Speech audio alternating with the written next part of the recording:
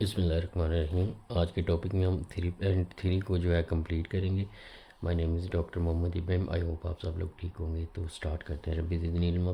बस question number 1 है हमारे पास। For A is equal to 1 2 3 4। एक हमारे पास सेट है ए जिसके अंदर एलिमेंट है 1 2 3 4। Find the following relation in A. तो हमने ए के अंदर ही रिलेशन फाइंड करने हैं, ठीक है। तो वो क्या होता है अभी देखते हैं। A state and state domain and range for each relation. तो जो हमारे पास रिलेशन बनेंगे हमने उनकी डोमेन और रेंज भी फाइंड आउट करनी है, ठीक है। तो पहला क्वेश्चन ये है, लेकिन इसको करने से पहले हमें इसके रिलेशन फाइंड करने पड़ेंगे। तो रिलेशन फाइंड करने के लिए हम क्या करते थे, पहले हम बाइनरी रिलेशन फाइंड आउट करेंगे, ठीक है। तो उसके लिए हमारे पास क्या करेंगे, क्वेश्चन की तरफ चलते हैं। तो ये हमारे पास क्वेश्चन दिया हुआ है। अब इसका हमने रिलेशन लॉन्ग करना है। इसके साथ कोई सेट एक और नहीं दिया हुआ, दो सेट होते थे, ठीक है।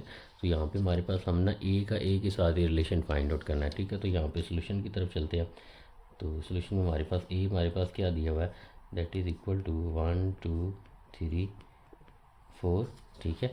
तो जब हम ए का रिलेशन ए के साथ मालूम करेंगे तो उसको लिखेंगे ए क्रॉस ए, ठीक है। तो इसको ऐसे लिखते हैं।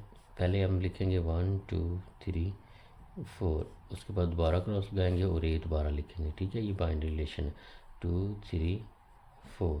अब हम बाइनरी रिलेशन मालूम करने लगे तो उसमें हमारे पास क्या होगा, ये ये हमारे पास कैसे इसको करने हैं। पहले हमने 1 को 1 के साथ लिखना है, फिर 1 को 2 के साथ लिखना है, फिर 1 को 3 के साथ लिखना है और फिर 1 को 4 के साथ लिखना है। तो यहाँ पे एक बड़ी ब्रैकेट दरमियानी ब्रैकेट यूज़ करेंगे और यहाँ पे इनको लिखना शुरू करेंगे। 1 का रिलेशन पहले लिखेंगे 1 के साथ, फिर 1 का रिलेशन लिखेंगे 2 के साथ, फिर 1 का रिलेशन लिखेंगे 3 के साथ, फिर 1 का रिलेशन लिखेंगे 4 के साथ। तो पहला ये एलिमेंट इन सब के साथ। अब दूसरा एलिमेंट इन सब के साथ, तो हमारे पास बनेगा 2, 1, नेक्स्ट बनेगा 2, 2, नेक्स्ट बनेगा 2, 3, नेक्स्ट बनेगा 2, 4। उसके बाद हमारे पास 3 की बारी आ जाएगी। ये बनेगा 3, 4। आगे आ जाएगा हमारे पास पहले 3, 1 आएगा, ठीक है। 3, 1, 3, 1, फिर 3, 2। नेक्स्ट हमारे पास आएगा 3, 3, नेक्स्ट आएगा 3, 4। इसको आगे हमारे पास 4 की बारी आ जाएगी। 4, 1, उसके बाद 4, 2, फिर आ जाएगा 4, 3 और उसके बाद 4, 4, ठीक है। तो सबसे पहले हमारे पास ए क्रॉस ए मालूम करेंगे, ठीक है। उसके बाद अब हमने रिलेशंस किस तरह के निकालने हैं, वो हमारे पास पहला पार्ट ये है कि पार्ट पहले में हमने देखेंगे कि एक्स कोमा वाई एक पेयर आएगा जबकि एक्स और वाई दोनों क्या होने चाहिए, आपस में इक्वल होने चाहिए। तो हमने इनमें से वो वाले पेयर उठाने हैं जिसमें एक्स और वाई दोनों वैल्यू आपस में क्या होंगी, बराबर होंगी। मतलब एक ये वाला एलिमेंट हमारे पास आ जाएगा, ये हमारे पास आएगा 1, 1, इसमें एक्स और वाई दोनों बराबर होती है। पहली वैल्यू एक्स की होती है, दूसरी वाई की। इसी तरह 2, 2 आ जाएगा। उसके बाद हमारे पास 3, 3 आ जाएगा और उसके बाद हमारे पास 4, 4 आ जाएगा, ठीक है। तो ये हमारे पास रिलेशन आर बनेगा, ठीक है। R1 इसका नाम दे लेते हैं, ठीक है। तो ये हमारे पास बाइनरी रिलेशन भी इसको कह सकते हैं, ये सिंपल रिलेशन कह सकते हैं, ठीक है। तो पहले हम ए क्रॉस ए मालूम करते हैं, ठीक है। उसमें से हम अब जो से सेट हमने लेने थे उसमें क्या होना चाहिए, वाई और एक्स दोनों बराबर होने चाहिए। तो ये एक्स और वाई दोनों बराबर हैं, ये एक्स और वाई दोनों बराबर हैं, ये एक्स और वाई दोनों बराबर हैं, ये है। अब इसके साथ हमारे पास था इसकी हमने डोमेन और रेंज भी फाइंड आउट करनी है। तो डोमेन इसकी क्या आएगी, डोमेन डी ऑफ एम से शो करेंगे R1।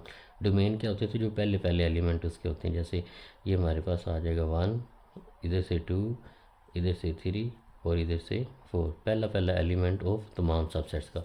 उसके बाद रेंज ऑफ R1 हमारे पास क्या आएगा, वो हमारे पास दूसरा दूसरा एलिमेंट आएगा 1 2 3 4। तो ये ऐसा रिलेशन है जिसके अंदर डोमेन और रेंज दोनों हमारे पास क्या है, सेम है। उसके बाद हमारे पास है पार्ट नंबर 2। पार्ट नंबर 2 में हमने क्या मालूम करना है, पार्ट नंबर 2 में हमने मालूम करना है जनाब कि एक्स कोमा वाई एक पेयर होना चाहिए और इसका रिलेशन कैसे होना चाहिए कि एक्स वाई प्लस एक्स करें तो उनका आंसर क्या बनना चाहिए, 5 बनना चाहिए। तो हम इन रिलेशन में से, जिनको बाइनरी रिलेशन भी कहते हैं, इनमें से वो वाले सेट उठाएंगे या वो वाले पेयर उठाएंगे जिनको दोनों को प्लस करें तो हमारे पास क्या बनना चाहिए, 5 बनना चाहिए।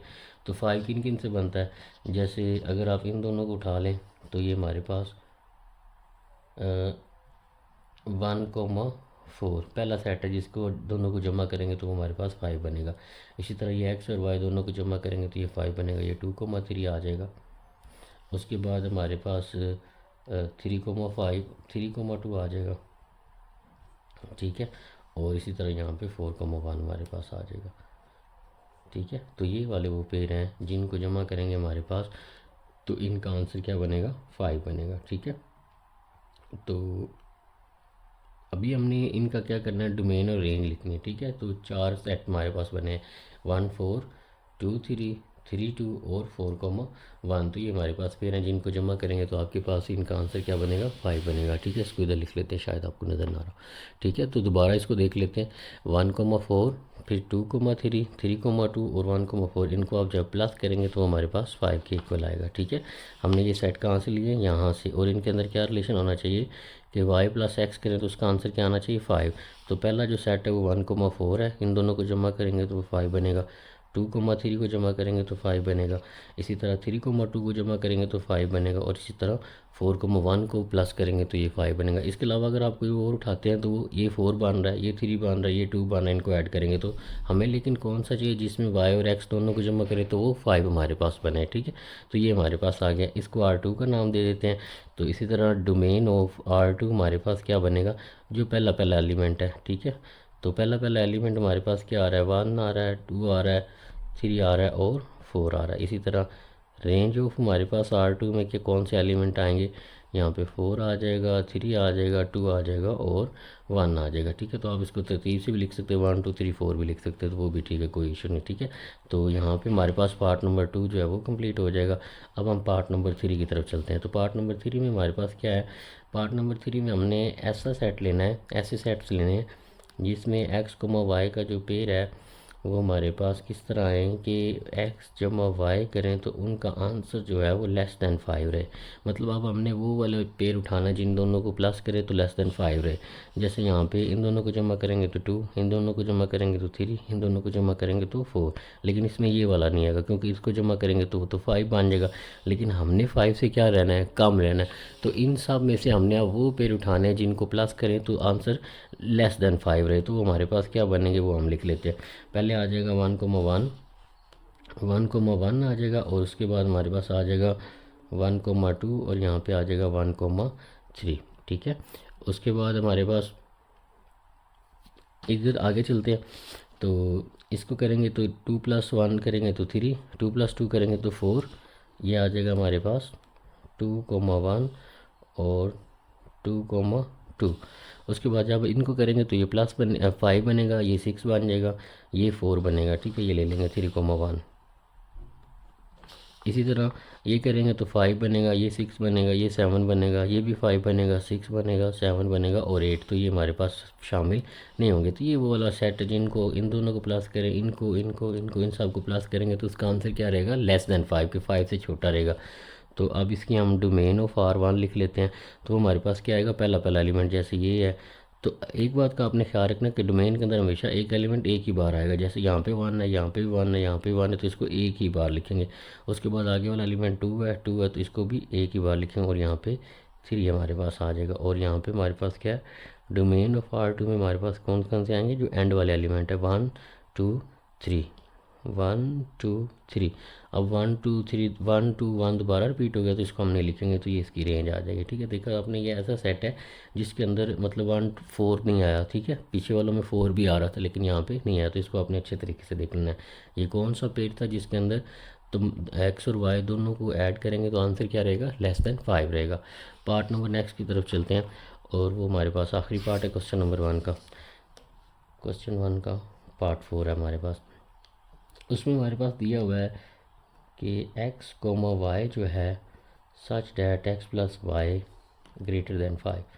तो इसमें हमने वो पे लेने जिनको प्लस करें तो उसका आंसर क्या रहे, 5 से बड़ा रहे। 5 नहीं, 5 से बड़ा रहे, ना ही 5 से छोटा हो ना 5 के बराबर हो, लेकिन क्या होना चाहिए, 5 से बड़े होने चाहिए। तो ये 5 से छोटा, ये भी छोटा, ये भी छोटा, ये 5 आएगा, ठीक है। ये भी 5 से छोटा, ये भी 5 से छोटा, ये 5 आएगा, लेकिन हमने 5 से बड़ा लेना है। तो पहला एलिमेंट हमारे पास क्या आएगा, 2,4 आ जाएगा। पहला एलिमेंट 2,4 आ जाएगा, ठीक है। उसके बाद ये भी 5 से छोटा है, ये 5 आ जाएगा, 3,3 आ जाएगा। ठीक है। उसके बाद 3,4 आ जाएगा। उसके बाद हमारे पास 4,1 करेंगे तो हमारे पास 5 बनेगा, हमने 5 से बड़े लेने हैं, तो ये 4,6 आ जाएगा, सॉरी 4,2। और उसके बाद आ जाएगा 4,3 और नेक्स्ट हमारे पास आ जाएगा 4,4। तो ये हमारे पास वो पेयर बनेंगे जिनके हमारे पास जो है इन दोनों को एक्स और वाई के कोऑर्डिनेट को प्लस करेंगे तो वो हमारे पास क्या आएंगे, 5 से बड़े आएंगे। ये 5 से बड़े की सिंबल है, ठीक है। तो इसकी डोमेन ऑफ R1 लिख लेते हैं। तो हमारे पास क्या आएगी, पहला एलिमेंट 2 है, उसके बाद 3 है, उसके बाद 4 है। कोई भी एलिमेंट रिपीट नहीं करना, एक ही बार लिखना है, ठीक है। रेंज सेट में कौन से एलिमेंट आएंगे, जो दूसरे एलिमेंट है 4, यहाँ पे 3 आ जाएगा, यहाँ पे 4 दोबारा आगे नहीं लिखेंगे, 2 दोबारा आ गया, 2 नहीं आया अब लिख लेते हैं, ठीक है। 3 और 4 पहले आगे तो वो हम नहीं लिखेंगे। तो ये हमारे पास इस सेट की जो है रेंज बनेगी, जिसमें हमारे पास इन दोनों को प्लस करें तो उसका आंसर क्या रहे, ग्रेटर दैन। इसको इसको हमने R3 का नाम दिया है, अगर आपने इसको R1 का नाम दिया हुआ था, ठीक है, अपनी याद आने के लिए इसको R2 का नाम दे लें और इसको R3 का नाम दे लें, ठीक है, अपनी अंडरस्टैंडिंग के लिए, ताकि आपको फ़र्क रहे इनमें जब आप इसको नीट करें। इसको R4 का नाम दे लेते हैं, इसको भी R4 का नाम दे लेते हैं और इसको भी R4 का नाम, ठीक है। तो ये हमारे पास क्वेश्चन नंबर 1 जो है वो कंप्लीट हो गया। अब नेक्स्ट क्वेश्चन की तरफ चलते हैं जी। नेक्स्ट क्वेश्चन में हमारे पास क्या दिया हुआ है, इसको करने से पहले हमें फंक्शंस का बड़े अच्छे तरीके से पता होना चाहिए। तो जो हमने लास्ट वीडियो में भी देखा था, यहाँ पे भी दोबारा देख लेते हैं, उसका लिंक भी मैं नीचे दे दूँगा अगर आप मज़ीद एक्सप्लेनेशन चाहते हैं। तो हमने ये बताना है which of the following diagram represent the function and which of type. हमने ये बताना है कि कौन सी डायग्राम इसको में के अंदर फंक्शन की है, और फंक्शन के आगे टाइप भी बतानी है अगर वो फंक्शन है तो। अगर वो फंक्शन नहीं है फिर तो टाइप बता ही नहीं सकते हम, ठीक है, क्योंकि वो फंक्शन ही नहीं है। और अगर वो फंक्शन है तो उसकी कौन सी टाइप है वो हमने बताना है, ठीक है। तो इसकी तरफ चलते हैं। तो फंक्शन क्या होता था हमारे पास, उसकी डेफिनेशन हमने पढ़ी थी, क्वेश्चन 2 है। फंक्शन क्या होता है पहले उसको देख लेते हैं। फंक्शन हमारे पास एक रूल होता है, ए से बी की तरफ जाता है, और इसके अंदर क्या होता था, पहले हम अगर जो आपकी बुक में डेफिनेशन दी है उसमें वो कहता है कि आप पहले ए क्रॉस बी मालूम करें, ठीक है। उसके अंदर से फिर आपके पास ये जो सेट बनता है, फॉर एग्जांपल कोई भी वो सेट बना है, उसे हम आर का नाम देंगे, इसमें से कोई भी सेट उठाएंगे तो उसके अंदर कुछ इस तरह के एलिमेंट्स होंगे, ठीक है। तो ये जो एलिमेंट्स आएंगे, आपने इस बात का ख्याल रखना है कि जितने भी ये एलिमेंट्स आ रहे हैं उसका जो पहला एलिमेंट है, फॉर एग्जांपल यहाँ पे 1,2 है, यहाँ पे 2,2 है, यहाँ पे 2,3,4 है, ठीक है। थोड़ा सा बड़ा कर लेते हैं, ये आ गया 1,2, ये आ गया 2,4 और ये आ गया 3,5, ठीक है। तो ये ऐसा फंक्शन जिसके अंदर 1 को, ये पहला एलिमेंट इनपुट होता है और दूसरा आउटपुट होता है, इसको अब शीशा बोलते हैं, इसको ऑर्डिनेट बोलते हैं। तो 1 पुट किया तो 2 आंसर आया, 2 पुट किया तो 4 आया, 3 पुट किया तो 5 आंसर आ रहा है, ठीक है।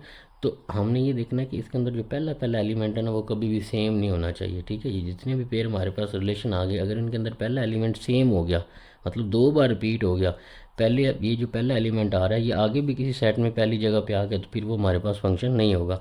जो फंक्शन होता है उसके अंदर एक जो हमारे पास इनपुट होती है उसका एक यूनिक आंसर होता है, ठीक है। एक इनपुट के 2 आंसर नहीं हो सकते, मतलब ऐसे नहीं हो सकता कि 1 का आंसर 2 भी आए और 1 का आंसर 4 भी आए, तो ऐसे पॉसिबल नहीं है, तो वो फंक्शन नहीं बनेगा, ठीक है। तो इसको समझने की तरफ चलते हैं और साथ साथ उनकी टाइप को भी डिस्कस कर लेंगे। तो पहला पार्ट है हमारे पास लिखा हुआ है 1 2 3 और यहाँ पे हमारे पास दिया हुआ है ए बी सी और डी।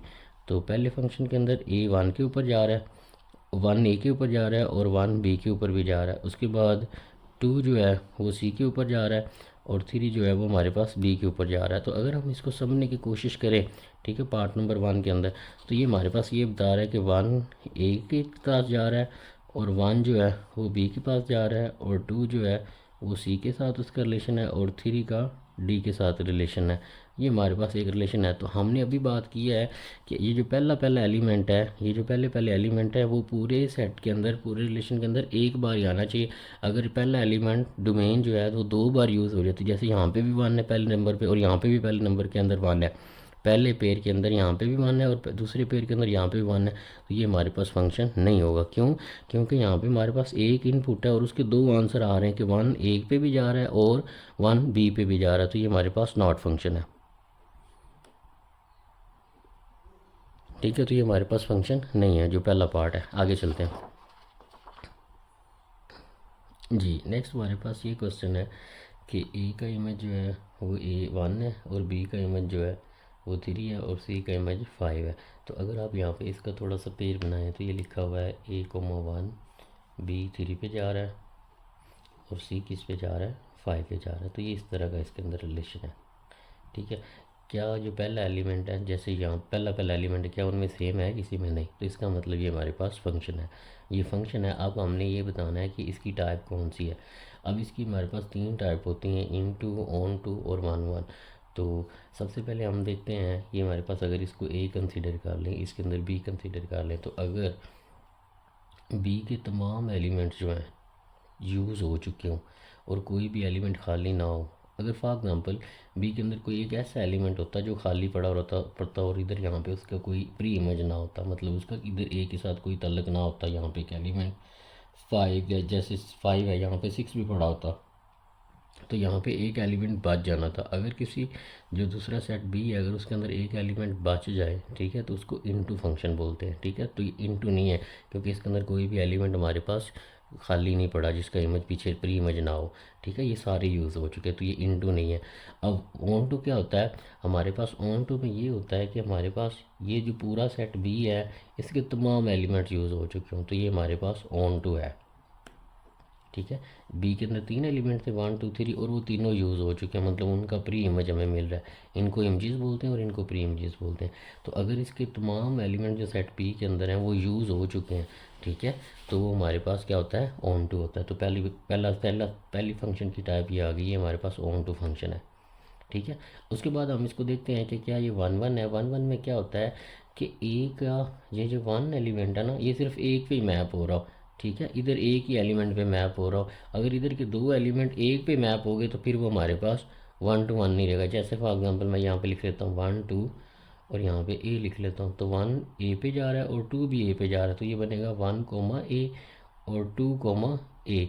तो पहला एलिमेंट सेम तो नहीं है, नहीं है। ठीक है, तो इसका मतलब ये फंक्शन तो है। ठीक है, लेकिन ये हमारे पास 1 to 1 नहीं है क्योंकि 1 भी ए पे जा रहा है और 2 भी ए पे जा रहा है। तो 1 1 के लिए क्या कहते हैं कि इसके हर एक के इमेज के लिए इधर भी एक यूनिक मिलेगा। ठीक है, इसके किसी दो के लिए इधर सेम एलिमेंट नहीं मिलेगा। ठीक है, तो ये जो हमारे पास कोई दो आउटपुट हैं इनके लिए इधर एक सेम एलिमेंट नहीं मिलेगा। जैसे यहाँ पे मिल रहा है कि 1 ए पे भी जा रहा है और 2 भी ए पे जा रहा है, तो ये एक ऐसा फंक्शन है जिसमें 1 भी ए पे जा रहा है और 2 भी ए पे जा रहा है। ठीक है, तो इधर हर एक एलिमेंट इधर अलग एलिमेंट पे जाके मैप होगा। ये नहीं कि इधर के कोई दो एलिमेंट उठाएंगे और वो एक पे मैप हो जाए। तो ये हमारे पास नॉट 1 1 है। ठीक है, नॉट 1 1, लेकिन ये हमारे पास क्या है? 1 1 है।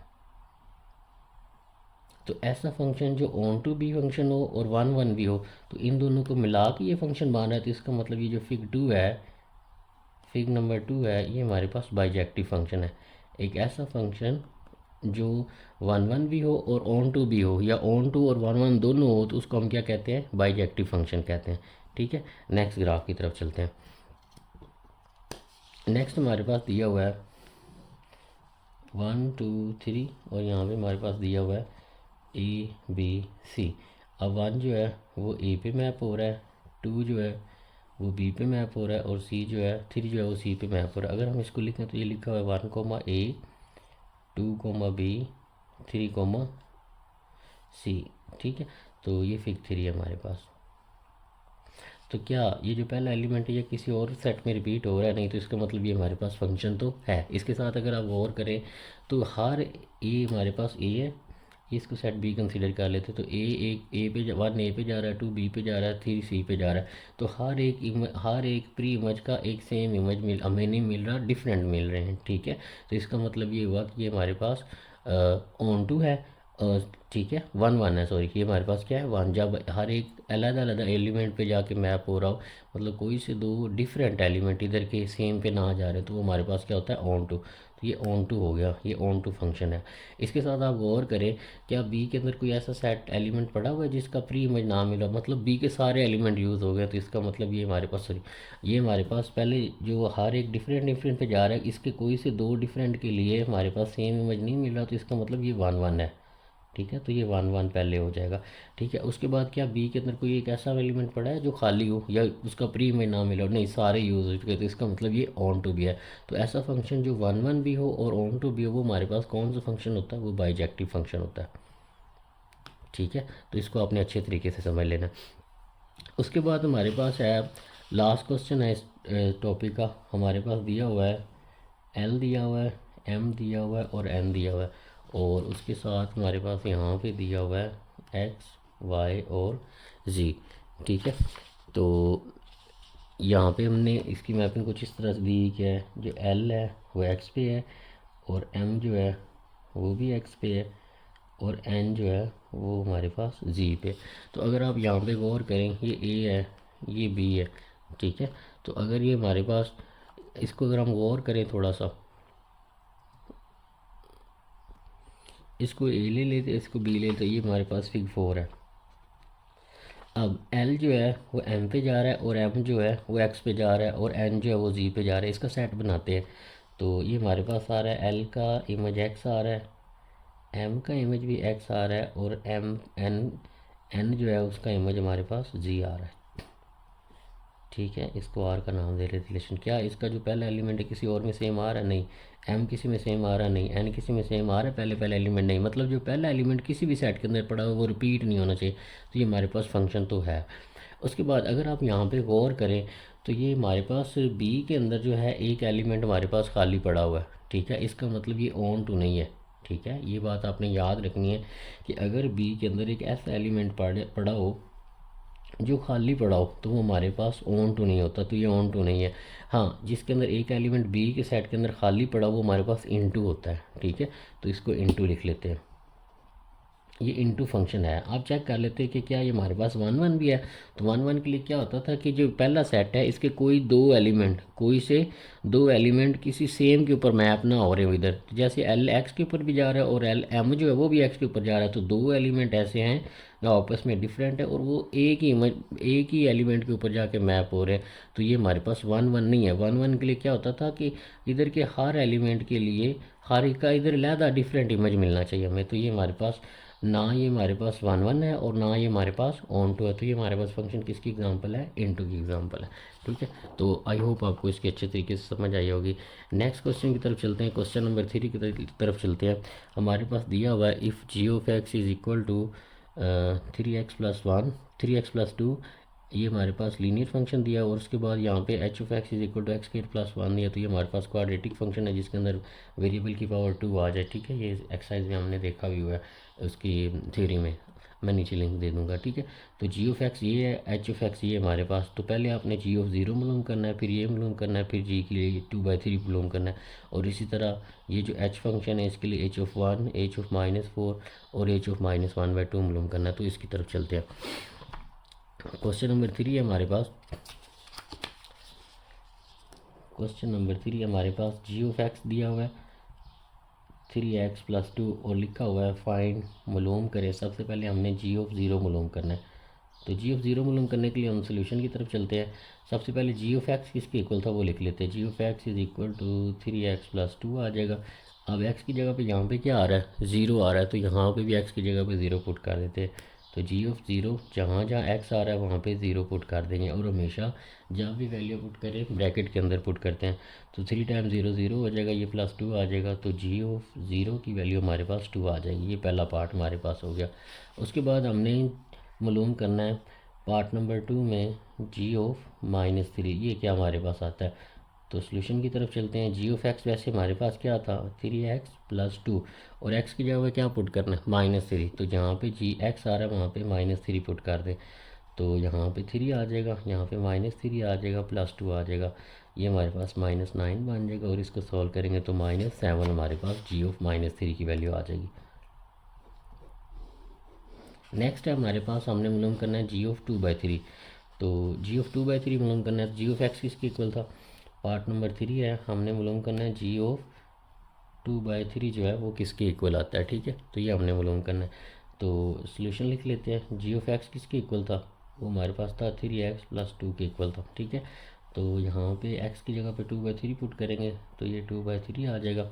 ठीक है, और उसके साथ यहाँ पे जहाँ जहाँ एक्स है वहाँ पे 2/3 आ जाएगा, तो यहाँ पे भी 2/3 आ जाएगा, 3 से 3 कैंसिल हो जाएगा, यहाँ पे 2 रह जाएगा +2, और यहाँ पे 4 हमारे पास आंसर आ जाएगा जी ऑफ 2/3 का। इसका पार्ट नंबर 4 था हमारे पास।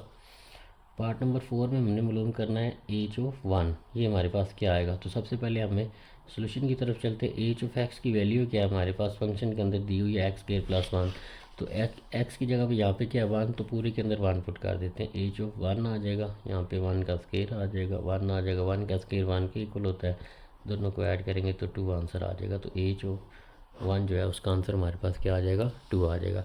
इसी तरह हमने पार्ट नंबर 5 मालूम करना है, उसमें हमारे पास क्या दिया हुआ है h-4, ये हमने मालूम करना है। तो एच ऑफ एक्स बेसिकली किसके इक्वल था, वो हमारे पास इक्वल है x² + 1 के। तो x की जगह पे क्या है -4 है, तो पुट कर देते हैं h इज़ इक्वल टू -4, यहाँ पे -4 का स्क्वायर आ जाएगा +1। अब ऊपर पावर 2 हो और या 2 पे डिवाइड होने वाली और नीचे माइनस हो तो वो पॉजिटिव में कन्वर्ट हो जाता है, और इसका पॉजिटिव ये पॉजिटिव में कन्वर्ट हो जाएगा। 4 का स्क्वायर करेंगे तो वो 16 हो जाएगा, +1 आ जाएगा, और ये 17 एच ऑफ -4 का आंसर हमारे पास आ जाएगा। नेक्स्ट है हमारे पास पार्ट नंबर 6, हमने मालूम करना है एच ऑफ -1/2 किसके इक्वल आता है। तो सोल्यूशन लिखेंगे, एच ऑफ एक्स किसके इक्वल है, उसकी वैल्यू है x² + 1 के इक्वल। अब एक्स की जगह पे अपनी -1/2 पुट कर देना, तो ये -1/2 आ जाएगा, यहाँ पे भी 1/2 आ जाएगा, +1 आ जाएगा, उसकी एज आ जाएगा। अभी हमने बात की थी नीचे माइनस और ऊपर पावर 2 पे डिवाइड होने वाली हो तो ये माइनस प्लस में कन्वर्ट हो जाता है, और अगर प्लस पहले ही हो तो फिर तो प्लस ही रहना है। 1 का स्क्वायर करेंगे वो 1 ही हो जाएगा, 2 का करेंगे तो वो 4 हो जाएगा, +1 आ जाएगा। यहाँ पे इनका एलसीएम ले लें तो वो हमारे पास क्या आएगा 4, या ऐसे इसके नीचे 1 लगा लें, 4 को क्रॉस मल्टीप्लाई कर दें, इसको इससे मल्टीप्लाई करेंगे तो 1, प्लस इसको इससे मल्टीप्लाई करेंगे तो 4, और नीचे 4 को 1 से मल्टीप्लाई करेंगे तो 4 आ जाएगा, तो ये 5/4। तो एच ऑफ -1/2 का एलसीएम लें और इसको सोल्व करने के बाद इसका आंसर आएगा 5/4। आई होप आपको क्वेश्चन नंबर जो 3 है इसकी अच्छे तरीके से समझ आ गई होगी। अब हम नेक्स्ट चलते हैं। नेक्स्ट है हमारे पास जनाब question number 4, given that f of x is equal to ax + b + 1 where a and b are constant, constant वो होते हैं जिनकी वैल्यू चेंज ना हो सके। If f of 3 is equal to 8 और बी ऑफ 6 किसके इक्वल है, 14 के इक्वल है। Find the value of a and B.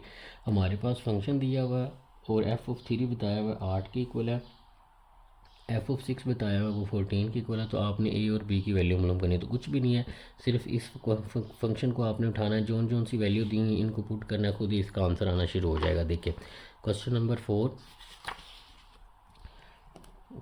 4 में फाइंड हमने करना है a and b, find a and b. तो हमारे पास जो फंक्शन दिया हुआ है वो दिया हुआ है ax + b + 1, और उसके साथ हमें एक और इन्फॉर्मेशन दी हुई है कि एफ ऑफ 3 अगर आप लेंगे तो वो 8 के इक्वल है, और एफ ऑफ 6 लेंगे तो आपके किसके इक्वल है, 14 के इक्वल है। तो हमने ए और बी मालूम करना है, तो इसको लेके चलते हैं। ठीक है, सोल्यूशन की तरफ चलते हैं। सबसे पहले हमारे पास इसको लिखते हैं, एफ ऑफ 3 जो है वो किसके इक्वल है, 8 के इक्वल है, और एफ ऑफ 6 किसके इक्वल है, 14 के इक्वल है। ठीक है, लेकिन हमारा एफ ऑफ एक्स किसके इक्वल है, ए एक्स + b + 1 के इक्वल। तो यहाँ पे एफ ऑफ 3 इसके लिए मालूम करते, तो इसके अंदर एफ ऑफ 3 मालूम, एक्स की जगह पे 3 पुट करें, तो एफ की जगह पे जब आप 3 पुट करेंगे एक्स की जगह पे 3 आ जाएगा, ये आ जाएगा 3a + b + 1, ये एफ ऑफ 3 जो है वो हमारे पास ये आ जाएगा। ठीक है, इसी तरह यहाँ पे एफ ऑफ 6 पुट करने के लिए हम यहाँ पे एफ ऑफ 6 की वैल्यू मालूम करेंगे, जहाँ जहाँ एक्स आ रहा है वहाँ पे एफ ऑफ 6 मालूम कर लेते हैं। तो यहाँ पे 6 पुट करेंगे तो ये आ जाएगा 6a + b + 1। अब उसने क्वेश्चन के अंदर दिया हुआ कि अगर आप एफ ऑफ 3 एक्स की जगह पे 3 पुट करेंगे इस फंक्शन के अंदर, उसका आंसर 8 आएगा। ठीक है, तो हमने एफ़ की जगह पे 3 पुट किया और उसका आंसर 8 आया, और एफ ऑफ 3 पुट करने के साथ इक्वेशन क्या बनी, वो ये वाली बनी। इसकी जगह पे इसकी वैल्यू लिख लेते हैं, +b + 1 इज़ इक्वल टू 8। तो एफ ऑफ 3 किसके इक्वल था, इसके, और क्वेश्चन के अंदर दिया हुआ था कि इसका आंसर 8 के इक्वल आपने पुट करना है। इसी तरह एफ ऑफ 6 जब आप इसके अंदर पुट करेंगे वो ये इक्वेशन बनेगी, 6a + b + 1, और ये किसके इक्वल आएगा, 14 के इक्वल आएगा। तो ये हमने लिख लिया। तो एफ ऑफ 6 की जगह इक्वल टू 14 करके एक्स की जगह पे 6 पुट करके उसको लिख लिया, और एफ की जगह पे एक्स की जगह पे 3 पुट करके उसको 8 के इक्वल लिख लिया। अब इन दोनों को इकट्ठा सॉल्व कर लेते हैं। ठीक है, इसको क्वेश्चन नंबर 1 नाम दे देते हैं, इनको थोड़ा सा सॉल्व करते तो ये आ जाएगा 3a प्लस बी 1 उधर जाएगा तो माइनस का हो जाएगा, 8 माइनस 1 करेंगे तो बाकी 7 रह जाएगा। इसको क्वेश्चन नंबर 2 का नाम दे लें। यहाँ पे 6a प्लस बी आ जाएगा, 1 उधर जाएगा तो माइनस का हो जाएगा, 14 माइनस 1 करेंगे तो यहाँ पे 13 रह जाएगा। इसको क्वेश्चन नंबर 3 का नाम दे लेते हैं। ठीक है,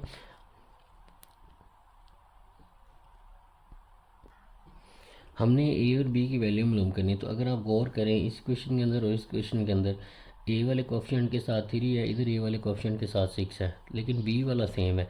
तो अगर हम इक्वेशन इन दोनों को आपस में सब्ट्रैक्ट करवा दें, सब्ट्रैक्ट 2 फ्रॉम 3, तो 3 को हमने 2 से सब्ट्रैक्ट करवाना, तो हमारे पास क्या बनेगा, ये ऊपर लिख लेते हैं 3a plus b is equal to 7, और इसको नीचे लिख लेते हैं।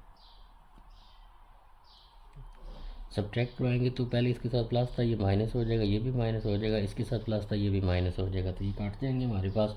तो ये दोनों ऐड होके हमारे पास 3 और 6 हमारे पास जो है 9 ए एज इट इज़ आ जाएगा। 9a इसके इक्वल हमारे पास किसके इक्वल आ जाएगा, इसको सॉल्व करेंगे तो ये हमारे पास माइनस के 13 है और प्लस के हमारे पास 6 है।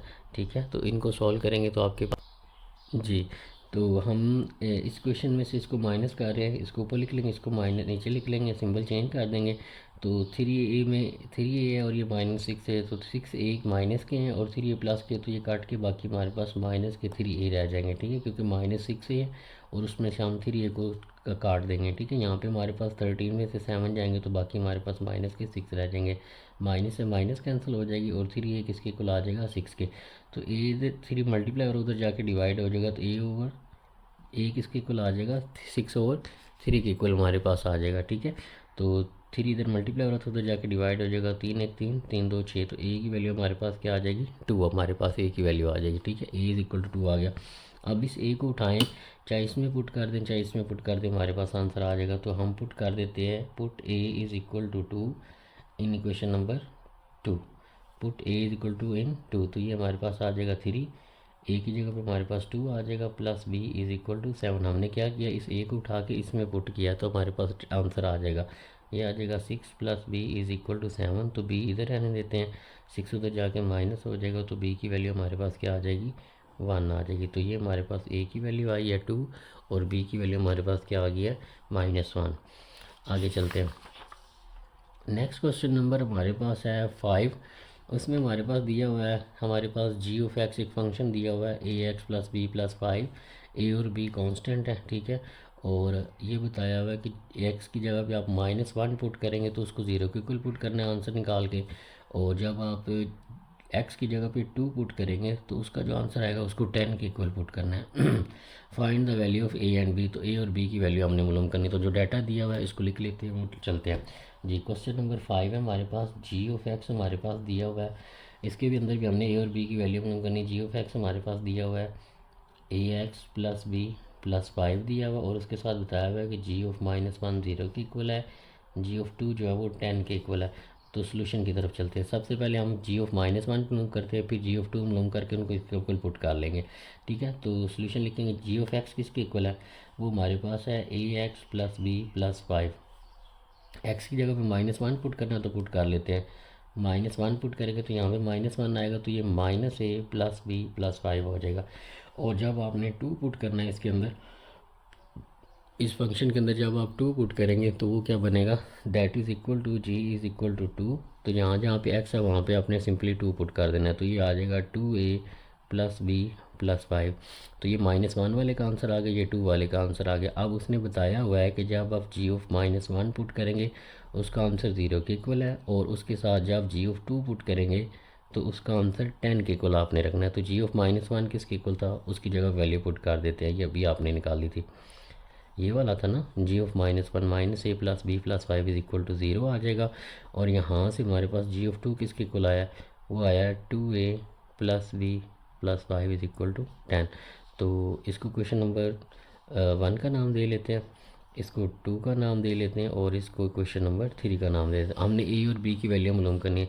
तो पिछले क्वेश्चन की तरह अगर आप यहाँ पे गौर करें, यहाँ पे -1 है, यहाँ पे 2 है, लेकिन बी वाले कोएफिशिएंट सेम है, ठीक है। तो आप क्या करें, इन दोनों को आपस में सब्ट्रैक्ट करवा दें, या अगर आप थोड़ा सा और करना चाहें तो 5 को उस साइड पे ले जाएं, इस 5 को भी उस साइड पे ले जा के थोड़ा सा सिंप्लीफाई कर सकते हो। तो ये हमारे पास बन जाएगा -a + b = -5, और यहाँ से हमारे पास बनेगा 2a + b, 5 उधर जाकर माइनस होगा तो 10 में से -5 जाएंगे, बाकी 5 रह जाएंगे, ठीक है। इसको क्वेश्चन नंबर 2 का नाम दे लेते हैं और इसको क्वेश्चन नंबर 3 का नाम दे लेते हैं, ठीक है। तो अब इन दोनों को क्या कर लेते हैं, सब्ट्रैक्ट कर लेते हैं। सब्ट्रैक्ट 2 एंड 3, तो इन दोनों को आपस में सब्ट्रैक्ट कर लेते हैं। ये आ जाएगा -a + b minus is equal to -5, और यहाँ पे आ जाएगा 2a + b = 5। तो सब्ट्रैक्ट करवाना है तो सिंबल चेंज हो जाएंगे, ये प्लस था माइनस हो जाएगा, ये प्लस था माइनस हो जाएगा, ये भी प्लस था तो ये भी माइनस हो जाएगा, ठीक है। तो बी से बी कैंसिल हो जाएगा, ये दोनों माइनस के हैं तो -3a हो जाएगा, ठीक है। और ये आपस में हो जाएगा -10, ठीक है। उसके बाद हमारे पास जब आप इसको सॉल्व करेंगे तो माइनस से माइनस कैंसिल हो जाएगा, 3 इधर मल्टीप्लाई हो रहा है, ठीक है, उधर जाके डिवाइड हो जाएगा, तो ए की वैल्यू क्या आ जाएगी, 10/3, ये हमारे पास ए की वैल्यू आ जाएगी, ठीक है। इसी तरह ये वाली जो आपके पास ए की वैल्यू आई है, इसको आप सिंपली इक्वेशन नंबर 2 में पुट कर दें, इक्वेशन नंबर 3 में पुट कर दें, जिसमें मर्जी पुट कर दें, आपके पास आंसर आ जाएगा। तो हम क्या करते हैं, ए की वैल्यू को पुट कर देते हैं इक्वेशन नंबर 2 में, तो ये हमारे पास आ जाएगा, पुट ए = 10/3 इन 2। तो 2 क्वेश्चन हमारे पास क्या थी, वो थी -a + b = -5। तो जब आप a की जगह पे -10/3 पुट करेंगे तो ये -10/3 आ जाएंगे, plus b as it is आ जाएगा, ठीक है, और इज इक्वल टू -5 आ जाएगा, ठीक है। इधर ये माइनस का उधर जाके प्लस आ जाएगा, भाई इधर रहेगा तो ये 10/3 आ जाएगा, ठीक है। इसके नीचे 1 है तो एलसीएम 3 आ जाएगा, -15 + 10 इसका आंसर आ जाएगा एलसीएम लेने के बाद और सॉल्व करने के बाद। तो -15 में से 10 माइनस का कैंसिल करेंगे तो बाकी हमारे पास -5 रह जाएगा और नीचे 3 रह जाएगा, तो ये बी की वैल्यू आ जाएगी, ठीक है। तो ये हमारे पास ए की वैल्यू थी और ये हमारे पास बी की वैल्यू थी, और ये दोनों हमने मालूम करनी थी, ठीक है। नेक्स्ट चलते हैं क्वेश्चन नंबर 6 की तरफ, वो भी सेम इसी पैटर्न पे होगा। Consider the function defined by f(x) = x + 5x + 1 if f(x) = 32, find value of x। अब यहाँ पे हमने ए और बी की वैल्यू नहीं मालूम करनी, ये उससे भी आसान है कि हमें फंक्शन दिया हुआ है और ये बताया हुआ है कि f(x) किसके इक्वल है, 32 के इक्वल है, तो आप x की वैल्यू मालूम करके दें। तो सिंपली आप क्या करें, इस फंक्शन का डाटा लिखें। क्वेश्चन नंबर 6 से हमारे पास फंक्शन दिया हुआ है f(x) = 5x + 1, और साथ में ये बताया हुआ है कि जो f(x) है वो किसके इक्वल है, 32 के इक्वल है, और हमने इक्वल मालूम करना है, x की वैल्यू मालूम करनी। तो सोल्यूशन की तरफ चलते हैं। f(x) किसके इक्वल दिया हुआ है, 5x + 1 के इक्वल दिया हुआ है, ठीक है। तो 5x + 1 के इक्वल दिया है, और ये भी बताया कि f(x) किसके इक्वल है, 32 के इक्वल। तो सिर्फ इस f(x) की जगह पे 32 पुट कर देते हैं, 32 पुट किया सिंपल, उसकी जगह पे 1 इधर प्लस था, इधर आके माइनस हो जाएगा, ठीक है। यहाँ पे 5x रह जाएगा, इसको करेंगे तो यहाँ पे 31 रह जाएगा, 5x आ जाएगा, 5 इधर मल्टीप्लाई हो रहा है, उधर जाके डिवाइड हो जाएगा, तो ये हमारे पास x की वैल्यू आ जाएगी, और ये हमने मालूम करना था, ठीक है। तो हमारे पास क्वेश्चन 6 का आंसर आया है 31/5, तो लेकिन बुक पे इसका आंसर 6 है। तो अगर आप यहाँ पे गौर करें, क्वेश्चन नंबर 6 के अंदर 5x + 1 है, ठीक है। अगर हम इसके अंदर थोड़ी सी करेक्शन की नीडेड है, अगर हम f(x) को है जो 5x + 2 ले लें, तब ये हमारे पास इसका आंसर आता है। तो हम वो वाला मेथड भी करके चेक कर लेते हैं, उस तरीके से भी, जब हमारे पास f(x) जो है, f(x) हमारे पास किसके इक्वल हो, 5x + 2 के इक्वल हो। अगर यहाँ पे 1 जो है इसकी जगह पे 2 आ जाए तो फिर बुक के मुताबिक हमारा आंसर आता है, तो इसको भी कर लेते हैं। तो ये हमारे पास इसके इक्वल था क्वेश्चन 6 जो है, और f(x) हमारे पास किसके इक्वल था, 32 के। तो हमने x मालूम करना था, ठीक है। तो हम क्या करेंगे, सोल्यूशन लिखेंगे। f(x) किसके इक्वल है, वो हमारे पास 5x + 2 के इक्वल, और f(x) की खुद वैल्यू क्या है, 32, तो इसकी जगह पे 32 पुट कर दें, ये 5x + 2 आ जाएगा, 2 इधर पॉजिटिव का इधर आके नेगेटिव का हो जाएगा, तो 32 -2 इज़ इक्वल टू 5x आ जाएगा, ठीक है। और उसके बाद ये हमारे पास करेंगे तो 30 इज़ इक्वल टू 5x आ जाएगा, 5 इधर मल्टीप्लाई और इधर आके डिवाइड हो जाएगा, ठीक है। इज़ इक्वल टू x, तो 5 1 5 5 6 30, तो x की वैल्यू हमारे पास क्या आ जाएगी, x इज़ इक्वल टू 6। तो इस तरह ये हमारे पास बुक के आंसर के इक्वल आ जाता है। तो ये आसान सवाल था हमारे पास, ठीक है। उसके बाद हमारे पास है क्वेश्चन नंबर 7 है, कंसीडर द फंक्शन। हमारे पास दिया हुआ quadratic function where c and d are constant if f of 1 is equal to 6 है और एफ ऑफ -2 10 के इक्वल है, find the value of c and d. तो क्वेश्चन नंबर 4 5 की तरह ये हमारे पास होगा, ठीक है। तो इसका डाटा लिख लेते हैं और इसको हल करते हैं। तो सबसे पहले हम फंक्शन का डाटा लिखते होते हैं। क्वेश्चन नंबर 7 में हमारे पास क्या दिया हुआ है, एफ ऑफ एक्स हमारे पास एक फंक्शन दिया हुआ है जो क्वाड्रेटिक है। पहले ए और बी था और उनकी पावर 1 थी, यहाँ पे सिर्फ 2 आ गया, ठीक है। तो f of x c x के प्लस डी के इक्वल है, हमने मालूम करना है सी और डी को। और एफ ऑफ 1 जो है वो हमारे पास 6 के इक्वल है और एफ ऑफ -2 जो है वो 10 के इक्वल है। तो हमने मालूम करना है कि ए की वैल्यू क्या आएगी और बी की वैल्यू क्या आएगी। तो यहाँ पे सोल्यूशन लिखते हैं, एफ ऑफ एक्स को दोबारा लिख लेते हैं, वो है सी एक्स के प्लस डी। तो हमें पहले एफ ऑफ 1 चाहिए, तो पहले एक्स की जगह पे 1 पुट करते हैं, तो एफ ऑफ 1 आ जाएगा, यहाँ पे सी आ जाएगा, एक्स की जगह पे 1 का स्केयर आ जाएगा, डी एज इट इज़ आ जाएगा। एफ ऑफ 1 किसके इक्वल था, 6 के, तो यहाँ पे सिंपल 6 पुट कर देते और ये आ जाएगा सी प्लस डी। तो 1 का स्केयर 1 नहीं होता है, सी उससे मल्टीप्लाई होकर सी ही रहेगा। तो ये हमारे पास एक, इसको क्वेश्चन नंबर 1 का नाम दे लें, इसको क्वेश्चन नंबर 2 का नाम दे लें। अब इसी तरह जहाँ पे आपने एफ ऑफ एक्स की जगह पे 1 पुट किया है, अब एक्स की जगह पे क्या पुट करना है, -2 और उसको 10 के इक्वल लिख लेना है। तो यहाँ पे आ जाएगा एफ ऑफ -2 किसके इक्वल आ जाएगा, पुट करें ज़रा इसके अंदर -2, तो ये आ जाएगा सी, यहाँ पे -2 का स्केयर आ जाएगा प्लस डी। सिंपली क्या किया, एक्स की जगह पे -2 पुट किया है, तो यहाँ पे आ जाएगा सी, माइनस पावर 2 पे डिवाइड होने वाली ना ऊपर, तो माइनस प्लस में कन्वर्ट हो जाएगा और 2 का स्केयर क्या हो जाएगा 4 प्लस डी। अब यहाँ पे एक और मज़े की बात है कि हमारे पास जो एफ ऑफ -2 है वो किसके इक्वल है, 10 के, तो यहाँ पे इसकी जगह पे 10 पुट कर देते, तो 10 is equal to 4c plus d के इक्वल इसका आंसर आ जाएगा। और इसको क्वेश्चन नंबर 3 का नाम दे लेते हैं। ये 2 है, ये हमारे पास 3 है। तो यहाँ पे अगर आप गौर करें तो डी कोएफिशिएंट दोनों में सेम है, तो हम क्या करते हैं, सब्ट्रैक्ट करवा देते हैं 2 एंड 3 को, ठीक है। तो ये हमारे पास आ जाएगा 6 is equal to c plus d, और यहाँ पे हमारे पास आ जाएगा 10 is equal to 4c plus d. तो जब सब्ट्रैक्ट करवाएंगे तो इनके सिंबल चेंज हो जाएंगे, ठीक है। इनके साथ प्लस थी तो माइनस आ जाएंगे, डी से डी कैंसिल हो जाएगा। यहाँ पे आप सॉल्व करेंगे, जब -4c से प्लस का c जाएगा तो यहाँ पे -3c रह जाएगा, और जब इसमें से -10 में से 6 जाएंगे तो यहाँ पे हमारे पास क्या रह जाएंगे, -4 रह जाएंगे। तो माइनस से माइनस कैंसिल हो जाएगी, 3 इधर मल्टीप्लाई हो रहा है सी के साथ, इधर आके डिवाइड हो जाएगा, तो 4/3 इज़ इक्वल टू सी। तो पहले एलिमेंट की हमारे पास वैल्यू आ गई है कि सी की वैल्यू हमारे पास क्या बनेगी, सी इज़ इक्वल टू हमारे पास आ गया 4/3। अब हमारे पास ये जो सी की वैल्यू आई है, आप इसको क्वेश्चन नंबर 2 में पुट कर दें या 3 में पुट कर दें तो आंसर आ जाएगा। तो हम यहाँ पे पुट कर देते इसको क्वेश्चन नंबर 2 में, put c is equal to 4/3 in 2। तो इसमें पुट करते हैं, 6 एज इट इज़ रहेगा, सी की जगह पे क्या आ जाएगा 4/3 plus D as it is आ जाएगा। 4/3 इधर प्लस हो रहा है, इधर जाके माइनस हो जाएगा, और डी एज इट इज़ रहेगा। इसके नीचे कुछ भी नहीं तो 1 लगा लेते, एलसीएम इसका 3 आएगा, 3 को इससे मल्टीप्लाई करेंगे तो 18 - 4। आफ्टर एलसीएम इसको जब सॉल्व करेंगे तो वो 18/4 बन जाएगा, ठीक है। तो इसको आप सॉल्व करेंगे तो ये हमारे पास आ जाएगा, 18 में से 4 जाएंगे तो हमारे पास बाकी 14/3 रह जाएगा, और ये डी की वैल्यू आ जाएगी। तो ये हमने मालूम करना था कि सी और डी की वैल्यू क्या आएगी। यहाँ पे हमने ए भी लिख दिया, यहाँ पे आपने लिखना है सी और डी की वैल्यू आपने मालूम करनी है, ठीक है। तो ये आपने देख लेना है, माजरत यहाँ पे ए और बी हमने लिख लिया था, हमने सी और डी लिखना था। तो सी की वैल्यू हमारे पास 4/3 आ गई है, और जो डी है उसकी वैल्यू क्या आ गई है 14/3, ठीक है। तो ये हमने दोनों मालूम करने थे। आई होप आपको आज का लेक्चर बहुत अच्छे तरीके से समझ आया होगा। अगर आप चैनल पे नए हैं तो इसे सब्सक्राइब कर दें। अपना बहुत सारा ख्याल रखिएगा। अल्लाह हाफिज़।